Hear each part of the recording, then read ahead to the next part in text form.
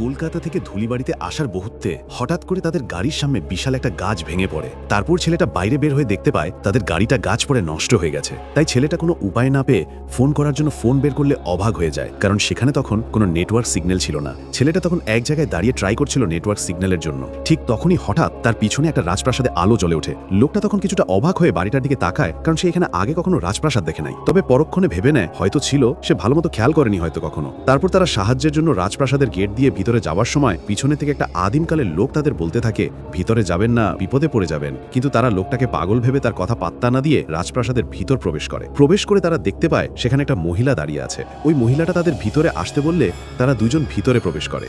তারা ভিতরে আসতেই মহিলাটা কোথায় যেন উধাও হয়ে যায়। তারা ভয় পেয়ে মহিলাটাকে চারদিকে খুঁজতে থাকে, কিন্তু কোথাও খুঁজে পায় না। এর মধ্যে লোকটার স্ত্রীর হাতে থাকা তালাটাতে আগুন ধরে যায় এবং সাথে সাথে লোকটার স্ত্রীও উধাও হয়ে যায়। লোকটা তখন পাগলের মতো হয়ে তার স্ত্রীকে খুঁজতে খুঁজতে উপরের ঘরে চলে যায়। আর সেখানে গিয়ে লোকটা দেখতে পায় একটা সমাধির ভিতর থেকে তার স্ত্রী বলতেছে, সিয়াম আমি এখানে, আমাকে তাড়াতাড়ি বাঁচাও এখান থেকে। লোকটা তখন কোনো উপায় না পেয়ে লাঠি দিয়ে সমাধিতে আঘাত করতেই সমাধিটা ভেঙে যায় এবং সাথে সাথে সমস্ত রাজপ্রাসাদ ভেঙে তর্ণছন্ন হয়ে যায়।